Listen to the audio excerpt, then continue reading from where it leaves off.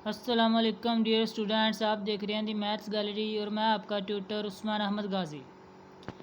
आज के इस लेक्चर में हम बेसल फंक्शन के बारे में पढ़ते हैं जी। तो सबसे पहले बेसल डिफरेंशियल इक्वेशन क्या होती है, वो ये होती है जी x square y double dash plus x y dash plus x square minus n square into y is equal to zero. इसे हमने इक्वेशन नंबर 1 का नाम दे दिया। और इस इक्वेशन में जो हमारे पास एन होता है वो greater than equal to zero होता है। ठीक है जी। तो अब देखें जी, सबसे पहले हम क्या किया करते हैं जी, फंक्शन बनाने के लिए, सोल्यूशन फाइंड करने के लिए स्टैंडर्ड फॉर्म में चलते हैं। यहाँ से हम सिंगुलर पॉइंट देखते हैं, zero is equal to singular point. ठीक है जी। फिर हम पी डैश ऑफ एक्स और क्यू डैश ऑफ एक्स से देखते हैं कि जो हमारे पास सिंगुलर पॉइंट आता है वो रेगुलर पॉइंट भी है कि नहीं है। ठीक है जी। तो हमारे पास जीरो जो होता है वो रेगुलर पॉइंट भी आ जाता है। फिर हम एक ट्रायल सोल्यूशन लेट किया करते हैं फ्रोबीनियस मेथड से। तो ये हम ट्रायल सोल्यूशन लेट करते हैं। तो ट्रायल सोल्यूशन से हमें कितने डेरिवेटिव रिक्वायर्ड चाहिए इक्वेशन के लिहाज से? दो डेरिवेटिव्स। तो हमने इसके दो डेरिवेटिव्स लिए और इक्वेशन नंबर 1 में पुट कर दिए। ठीक है जी। अब यहाँ से जो ये देखें एक्स, इसमें भी एक्स की पावर थी, तो एक्स की पावर से हमने कंबाइन कर दी। यहाँ पे ये वाले दो एक्स स्क्र और माइनस एन स्क्र था, इन्हें अलग-अलग मल्टीप्लाई करवा दिया, तो ये हमारे पास 4 टर्म्स बन गई। अब इस टर्म में के प्लस आ रहा है, इस टर्म में के प्लस आ रहा है, इसमें के प्लस आ रहा है। समीशन ज़ीरो से स्टार्ट हो रहा है, समीशन ज़ीरो से स्टार्ट हो रहा है। ठीक है जी। और लेकिन जो थर्ड वाली टर्म है उसका ना तो समीशन उनसे रिलेट कर रहा है और ना ही समीशन तो चलो रिलेट कर रहा है, लेकिन एक्स की पावर रिलेट नहीं कर रही। तो अब देखें यहाँ पर हम क्या करेंगे जी, बाकी पावर्स में तो के आ रहा है, के प्लस आर, तो सब में से जो एक्स की पावर आर है वो हमने कॉमन निकाल ली। ठीक है जी। सब में से एक्स की पावर आर कॉमन आ गई। तो देखें अब एक्स रेज्ड पावर आर का अगर कोफिशिएंट ये सारा ही है ना, इसे अगर हम दूसरी साइड पे कंपेयर करते हैं तो ये जितनी भी चीज़ ब्रैकेट में आ रही है ये ज़ीरो की इक्वल आ जाएगी। अब देखें हमने अब इसके बाद हमने एक्स की पावर्स को सेम करना है। तो देखें इसकी भी के पावर है, इसकी भी के, इसकी भी के। अब इधर के बनाने के लिए हमें क्या करना पड़ेगा, के को रिप्लेस कर दें के माइनस टू से। ठीक है। के को रिप्लेस कर देंगे के माइनस टू से, तो समीशन जो होगा फिर स्टार्ट हो जाएगा, टू से स्टार्ट हो जाएगा और यहाँ पर एक के माइनस टू आ जाएगा और एक्स की पावर में के आ जाएगा। ठीक है जी। बाकी वैसे का वैसे ही। अब देखें एक्स की पावर सेम हो चुकी सबकी। अब इसका समीशन टू से स्टार्ट हो रहा है, बाकियों का ज़ीरो से स्टार्ट हो रहा है। अगर हम देखें तो हम थर्ड वाली टर्म का समीशन ओपन करके ज़ीरो तक नहीं लेके जा सकते, बट हम इन वाली टर्म्स का समीशन ओपन करके 0 और 1 तक हम 2 से समीशन स्टार्ट कर सकते हैं इन तीनों का। तो हमने ऐसा ही किया। जब हमने फर्स्ट टर्म का समीशन ओपन किया, 0 पुट किया तो ये आया, 1 पुट किया तो ये चीज़ आई और हमने समीशन 2 से स्टार्ट कर दिया।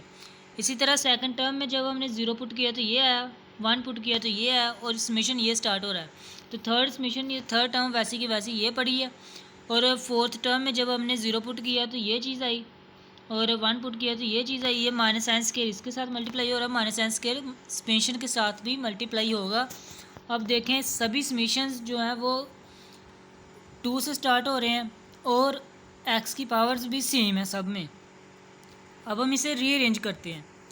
रीअरेंज किया तो हमारे पास ये फॉर्म आ गई, a naught x power zero, इनकी टर्म्स हमने अलहदा कर ली और a one x raised power one, इनकी टर्म्स हमने अलहदा कर ली और समीशन वाली टर्म हमने अलहदा कर ली।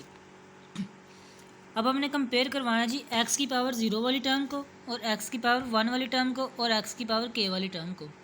ठीक है जी। ज़ीरो वाली टर्म को हमने कंपेयर करवाया तो ए नॉट चूँकि कांस्टेंट है ये तो ज़ीरो नहीं हो सकता, यानी कि ये जितना ही ब्रैकेट में पड़ा हो ये ज़ीरो होगा। अब जब हमें इसे सॉल्व करेंगे तो हमारे पास r square minus n square आएगा जो कि ज़ीरो की इक्वल है। ये आपने आइडेंटिटी याद रखनी है, ये हम नेक्स्ट यूज़ भी करेंगे। R square minus n square is equal to zero. अब यहाँ से आर की दो वैल्यूज़ आती हैं जी, जमा माइनस एन। ये दोनों चीज़ें ना जो ये आप लोगों ने याद रखनी है, r square minus n square is equal to zero and r is equal to जमा माइनस एन। अब कंपेयर करें जी coefficient of x. Coefficient of x को कंपेयर करें तो ये देखें, यहाँ पर हम ऐसे नहीं कह सकते कि a one is equal to zero के इक्वल नहीं है। क्यों? क्योंकि हमें आर की वैल्यूज़ मालूम हो चुकी हैं और हम यहाँ पे अगर आर की वैल्यूज़ पुट करते हैं तो हमारे पास हो सकता है ए वन ज़ीरो आ जाए। अब देखते हैं कैसे आता है। ये जितनी ब्रैकेट में टर्म पड़ी हुई है ना इसे आपने सॉल्व करना है। सॉल्व करेंगे तो आपके पास आएगा जी 2r+1 plus r square minus n square is equal to 0। तो देखिए r square plus n square किसके इक्वल था 0 के, तो यहाँ पर हमने 0 पुट किया तो हमारे पास आया जी a1 इंटू 2r+1, ये चीज़ आई। अब देखें अगर r हमारे पास जमा माइनस एन था तो यहाँ पर अगर हम n पुट करते हैं r, ठीक है जी, r is equal to n put करते हैं, हम पॉजिटिव 1 के लिए क्वेश्चन को सॉल्व करते हैं और हम यहाँ से हम ना पॉजिटिव n के लिए ही बेसल फंक्शन बनाएंगे। तो जब हमारे पास बेसल फंक्शन आ जाएगा ना पॉजिटिव n के लिए, तो उसी फंक्शन में हम नेगेटिव n से n को रिप्लेस कर देंगे, तो हमारे पास नेगेटिव n के लिए भी बेसल फंक्शन आ जाएगा। इससे अच्छा कि हम सारा प्रोसेस स्टार्ट से करें, हम n के लिए बेसल फंक्शन फाइंड करते हैं, फिर लास्ट में n को माइनस n से रिप्लेस करके वो माइनस n के लिए भी बेसल फंक्शन फाइंड आउट हो जाएगा। तो हम किसके लिए करेंगे जी, n के लिए। तो देखें यहाँ पर r इक्वल टू n रखा, तो यहाँ से अगर ये चीज़ 0, हम कहते हैं कि a1 0 नहीं है, तो 2n+1 0 आएगा। तो जब 2n+1 0 आएगा तो n की वैल्यू क्या आएगी, -1/2। ये किससे लेस हो गई, 0 से। लेकिन हमने क्वेश्चन में स्टार्ट में पढ़ा कि जो बेसल इक्वेशन होती है उसमें n greater than equal to 0 होता है, तो ये तो कंट्राडिक्शन होगी। तो इसका मतलब हमने जो लेट किया था a1 is not equal to 0 वो गलत था, और this implies that a1 is 0 but 2n+1 is not 0। ठीक है जी, हमारे पास a1 की वैल्यू 0 आ गई और a0 is not equal to 0।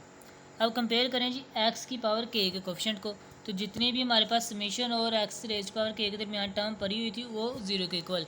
अब देखें इसमें भी a k आ रहा है, इसमें भी a k, इसमें भी a k, तो इनमें से जो टर्म्स कॉमन आ रही हैं वो कॉमन लें, बाकी a k -2 वाली टर्म अलहदा। यहाँ से देखें इधर भी k प्लस आ रहा है, इधर भी k प्लस आ रहा है, तो यहाँ से k प्लस आर हमने कॉमन लिया, यहाँ पे k प्लस आर -1 बचा और यहाँ पर ओनली 1 बचा, तो ये हमने कंबाइन करके लिख दिया। ये माइनस एन स्केयर है, यहाँ से 1 से 1 कैंसिल और k प्लस आर स्केयर हो जाएगा, और ये माइनस एन स्केयर वैसे ही a के और बाकी टर्म वैसी की वैसी। ठीक है, और यहाँ से नेक्स्ट चलते हैं जी हमने a k की फाइंड करनी है वैल्यू, रेफरेंस रिलेशन बनाना चाहते हैं हम, तो a k -2 दूसरी साइड पे जाकर माइनस का होगा, ये सारी टर्म जितनी भी डिवाइड हो जाएगी, तो हमारे पास ये वाला रेफरेंस रिलेशन आ गया। अब ये ज़रा इसे हम मज़ीद सिंप्लीफाई कर सकते हैं, वो कैसे जी, हम ये वाला स्क्वायर ओपन कर देते हैं, तो स्क्वायर ओपन किया, माइनस से अंदर मल्टीप्लाई किया, तो देखिए n square minus r square, इस सारी टर्म में से अगर हम माइनस से मल्टीप्लाई करवा दें तो अंदर वाली टर्म को -1 से मल्टीप्लाई -1 से डिवाइड करवा दें। ठीक है, ये देखें ऊपर मल्टीप्लाई करवा दिया, नीचे अगर डिवाइड करवाते थे इन सब के सैम्बल चेंज हो जाएंगे, ये भी प्लस, ये भी प्लस, ये भी प्लस, तो हम r square minus n square को 0 लिख सकते हैं। यहाँ से ये प्लस का आर स्केयर हो जाएगा, ये माइनस का एन स्केयर हो जाएगा, तो ये 0 हो गया। तो रिमाइंडर क्या बचा जी, के स्केयर प्लस 2kr, यानी कि इतनी टर्म बचेगी हमारे पास। ठीक है, तो ये आ गया जी हमारे पास ए के, तो इसे हम जब रीअरेंज करके लिखेंगे, यहाँ से के कॉमन लेते हैं तो हमारे पास ए के इज इक्वल टू -1 ओवर के इंटू 2r प्लस के ए के -2, ये हमारे पास रेकरेंस रिलेशन आ जाएगा। अब इस रिलेशन में हमने के की वैल्यूज़ कहाँ से स्टार्ट करनी है, आप यहाँ से भी अंदाज़ा लगा सकते हैं कि इसमें हम के की वैल्यू 2 से स्टार्ट करेंगे, और यहाँ से भी अंदाज़ा लगा सकते हैं कि समेशन कहाँ से स्टार्ट हो रहा है, समेशन स्टार्ट हो रहा है 2 से। ठीक है जी, तो हम k की वैल्यू भी कहाँ से स्टार्ट करेंगे, 2 से ही स्टार्ट करेंगे। तो जब k की वैल्यू आप 2 पुट करेंगे तो आपके पास आंसर आएगा जी ये चीज़ -1 over 2 into 2n plus 2 a0। तो अब a0 चूँकि कांस्टेंट है तो बेसल फंक्शन के लिए a0 की वैल्यू मखसूस है, और वो किसके इक्वल है जी, वो है 1 over 2 raised power n into gamma function of n plus 1। ठीक है जी, अब जहाँ पे a0 आ रहा है वहाँ पे हमने ये वैल्यू पुट कर देनी है। तो जब ये वैल्यू पुट की इसे कंबाइन करके लिखा तो हमारे पास a2 की वैल्यू आ गई -1 raised power 1 over 1 factorial 2 raised power n plus 2 gamma function of n plus 2। अब हमने इस फॉर्म में क्यों लिखा है, यहाँ पर 2 इंटू 1 क्यों लिखा है, ये हमने रिलेशन बनाना है, इसलिए कि देखें 2 इंटू 1 आ रहा है ना, अगर इधर 1 आएगा तो -1 की पावर में 1 और नीचे 1 का ही फैक्टोरियल।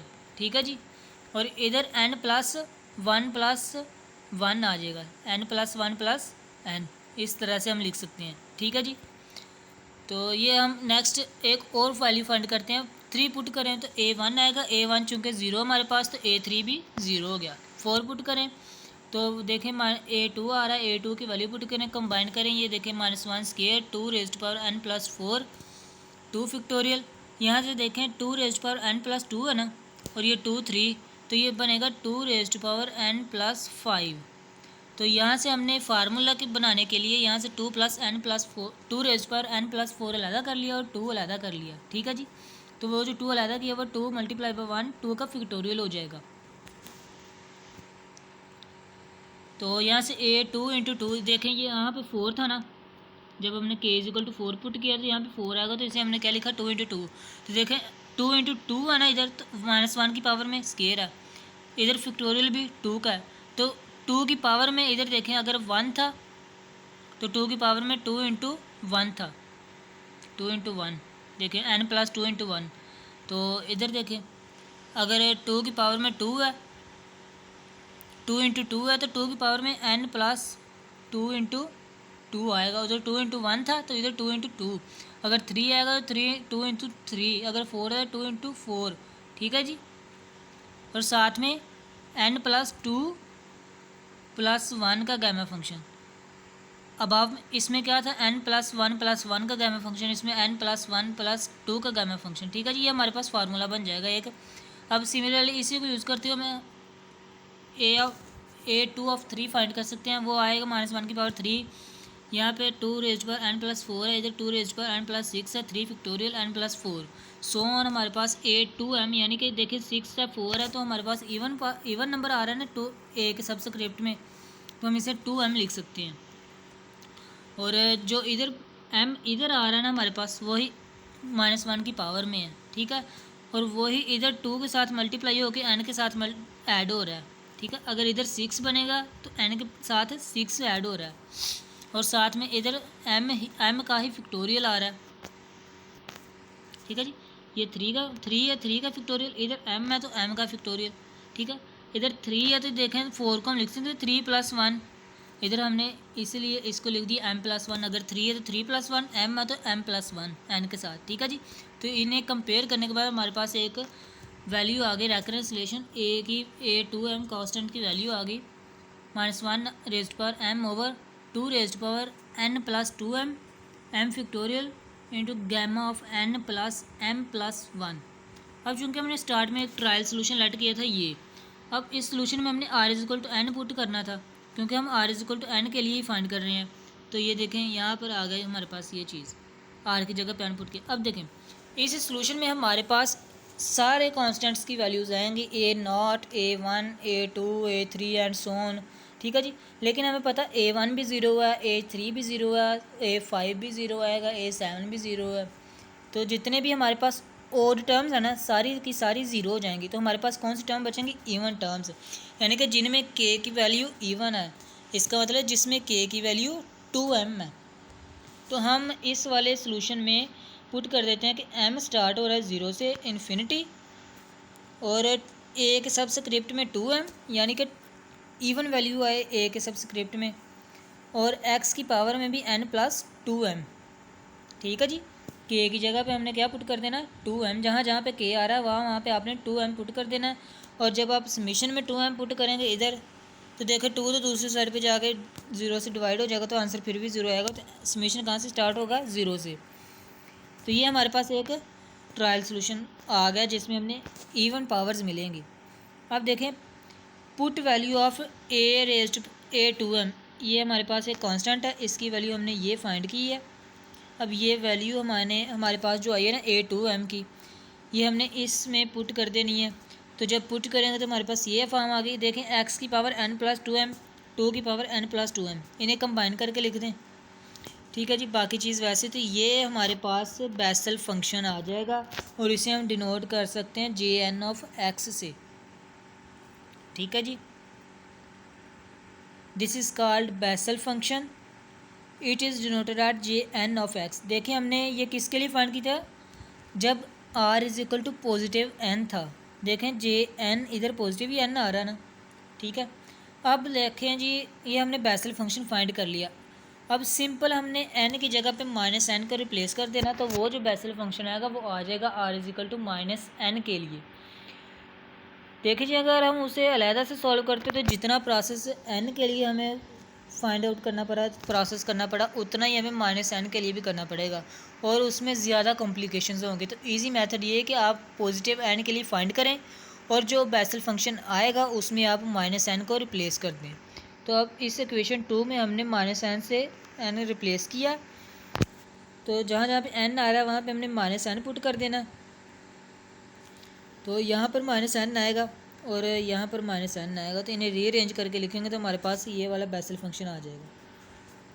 ठीक है जी, j-n of x is equal to summation from m from 0 से infinity -1 raised power m over m factorial gamma of m-1 plus 1 m-n plus 1 into x over 2 raised power 2n-n।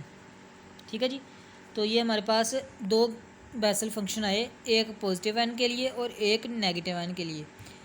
हम इन दोनों के दरमियान रिलेशंस भी देखेंगे इंशाल्लाह। ये पॉजिटिव n वाले बेसल फंक्शन और नेगेटिव n वाले बेसल फंक्शन के दरमियान रिलेशंस क्या होते हैं, आप आने वाले लेक्चर्स में देखेंगे। ठीक है जी, तो आज के लिए इतने ही। तो ये था हमारे पास बेसल फंक्शन। तो उम्मीद है आप लोगों को समझ आई होगी। अगर कोई भी आप लोगों को कन्फ्यूजन आई हो, क्वेरी है, तो आप कमेंट्स में पूछ सकते हैं, आई एम अवेलेबल। तो नेक्स्ट लेक्चर तक के लिए इजाज़त दीजिए। अल्लाह हाफिज़।